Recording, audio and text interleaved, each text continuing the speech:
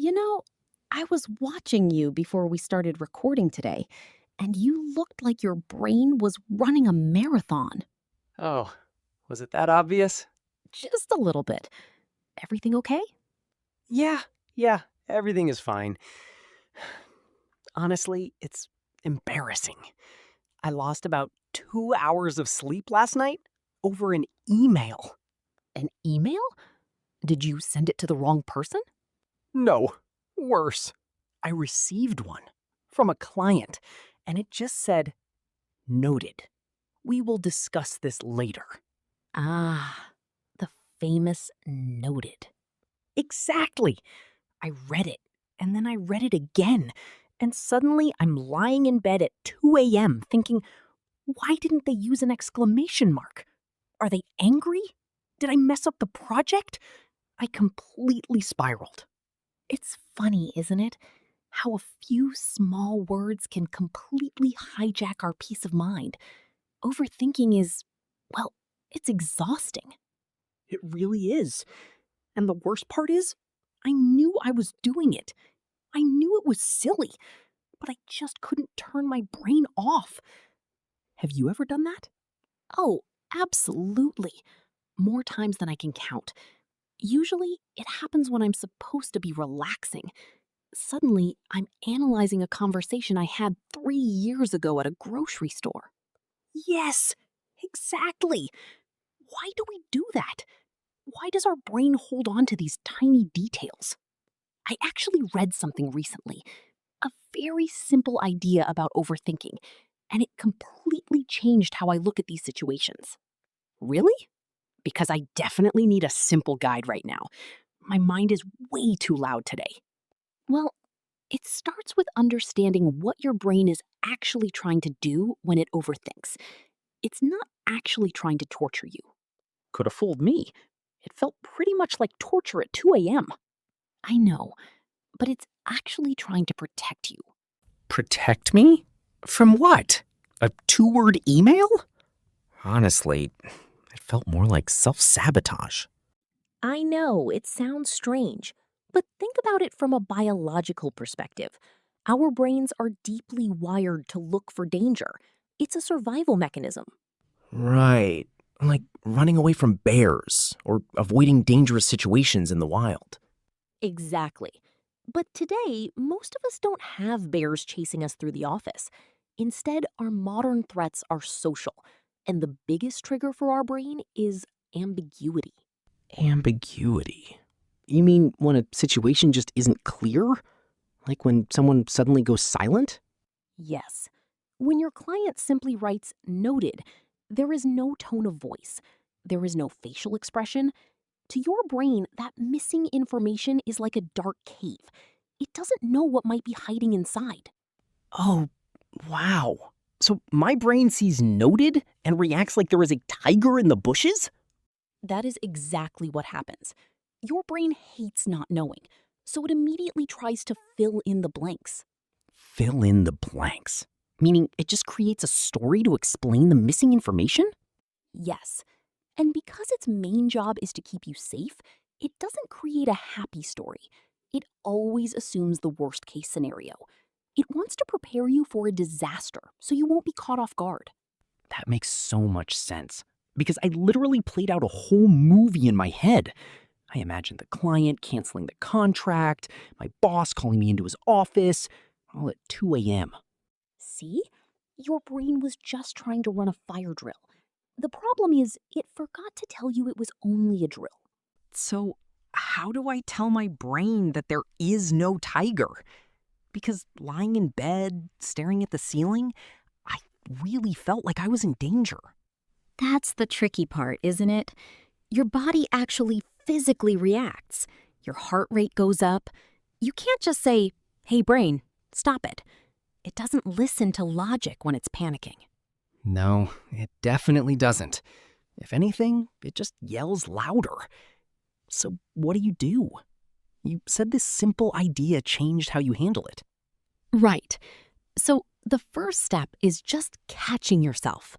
You have to actually notice that you are spiraling. And then I do something I call the fact check. The fact check?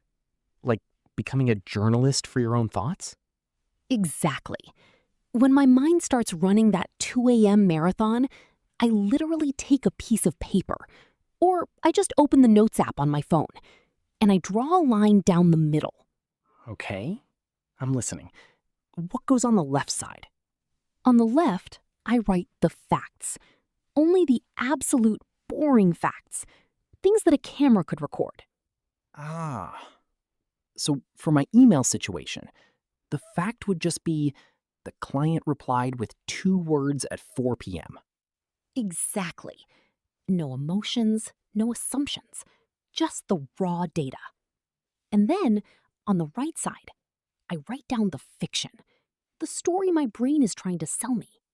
Oh, I have a lot of fiction. They hate the project. I am terrible at my job. I'm going to be fired by Friday. Yes. And when you look at them side by side, it is actually kind of funny. You see this tiny, boring fact on the left and a massive Hollywood disaster movie on the right. Wow. You know, just imagining that piece of paper makes me feel a little ridiculous, but in a really good way. It takes the power away, doesn't it? When you finally name the story, it stops being a threat. It just becomes, well, a story. Okay, so I write down the fact on the left and the crazy movie on the right. That definitely helps me see things clearly. But what if my brain just refuses to let go? Like at 2 a.m., I can see it's fiction, but I'm still wide awake. That is so relatable because knowing it's a story doesn't always magically turn off the nervous energy. So when that happens, I ask myself one simple question, which is there anything I can actually do about this right now? Ah, right now. Which at 2 a.m. in bed is usually a big no. Exactly. If the answer is no, you have to give your brain permission to put it down. I literally tell myself, I cannot solve this at night. I will deal with it at 9 a.m. You actually say that out loud? Sometimes, yes. Or I write it down on a note. Deal with client email at 9 a.m. It's like setting an appointment with your worry. When you write it down, your brain feels reassured that you won't forget it. It can finally relax. That's really interesting. Setting an appointment with your worry. So you're not ignoring the problem. You're just scheduling it for later. Right, because overthinking isn't actually trying to solve the problem. It's just running in circles. Solving a problem requires action. Overthinking is just endless preparation for something that might never happen. Wow, endless preparation. That hits a little too close to home. So, setting an appointment with your worry, it sounds almost too simple, doesn't it? But what happens next is where the actual magic, or the hard part, happens. The hard part. Yeah, I knew there was a catch. So it's 9 a.m. the next morning. I wake up, I have my coffee, and I see my little note, deal with client email. My heart immediately starts doing that little jittery thing again. And that is completely normal because your brain remembers, oh, it's 9 a.m. Time to panic about the tiger. Exactly. So what do I actually do at 9 a.m.? You take a deep breath, look at your facts on the left side, and you take one small, concrete action. Notice I said action, not thought. Right, because if I just sit there thinking about it, I'm right back in the loop. Precisely. Overthinking thrives in passive thinking. It starves when you move into action. So for your email, what was the simplest, lowest risk action you could take? Well, I guess I could have just replied, sounds good. What time works best for you to chat? Look at that. One simple sentence. You send the message, and suddenly the ball is in their court. You've shifted from worrying about what might happen to actually moving the situation forward. And you know what the funny thing is? When I finally talked to the client today, They just wanted to ask if we could move our meeting to Thursday because their kid was sick. That was it. No anger, no canceled project, no disaster. A sick kid on a Thursday. That was the tiger in the bushes. A schedule change. It almost always is, isn't it? We spend 90% of our energy fighting monsters that only exist in our imagination. It makes me realize how much time I waste. Hours of sleep, gone. Energy, gone. All for a scenario that never even happened. Don't be too hard on yourself. We all do it. The goal isn't to never overthink again. That's nearly impossible. The goal is just to notice it faster, to catch yourself and say, my brain is writing a movie again. My brain is writing a movie again. I really like that image. It gives me a little distance from my own thoughts. That distance is everything. You are not your thoughts. You are just the person listening to them. And if the movie playing in your head is a bad thriller, you can always choose to change the channel. Change the channel. Or at least pause it until 9 a.m. Exactly. It's funny how a sick kid and a moved meeting can turn into a monster in our heads, isn't it? We do this all the time. We spend hours, sometimes days, fighting things that literally do not exist anywhere except inside our own thoughts. It really makes me think about how much energy I waste. Like, if I added up all the hours I've spent worrying about things that never happened, I've probably lost weeks of my life. I think we all have. And that's why having a simple system, like writing down the facts on one side and the fiction on the other, is so powerful. It pulls you out of the storm in your head and puts you back on solid ground. Yeah, it's like taking off a pair of dirty glasses. Suddenly you can see clearly again. Fact, a short email. Fiction, my entire career is ending. Seeing it written down, it almost makes you laugh.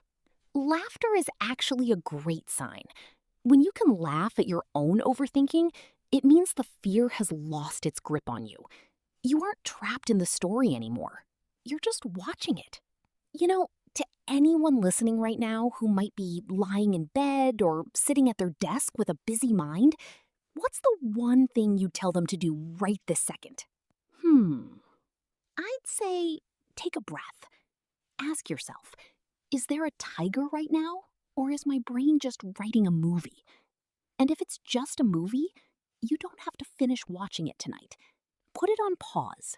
Set your appointment for 9 a.m. I love that. Put it on pause. I think I'm going to go rewrite a few movies in my head tonight. Thank you for this. I needed to hear it today. Anytime. We're all learning to calm the noise, one small thought at a time.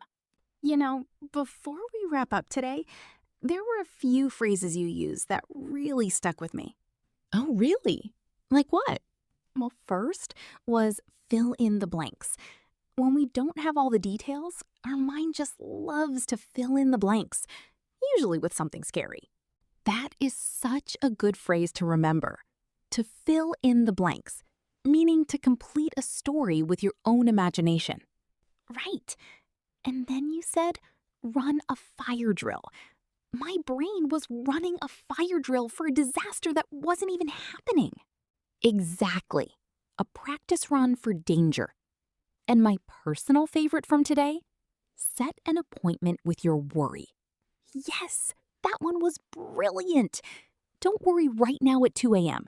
Set an appointment for 9 a.m. instead. It gives your brain a chance to rest. If you're listening right now, maybe pick one of those phrases that spoke to you today. Say it quietly to yourself. Fill in the blanks. Run a fire drill. Set an appointment with your worry. It really helps make the English feel alive, doesn't it? Not like studying a textbook, just words that actually help you navigate life. That's the best way to learn, isn't it? So, to everyone listening out there, if your mind is running a movie right now, take a deep breath, pause it, and give yourself permission to just be present. We'll see you in the next conversation. Take care, everyone. Bye-bye.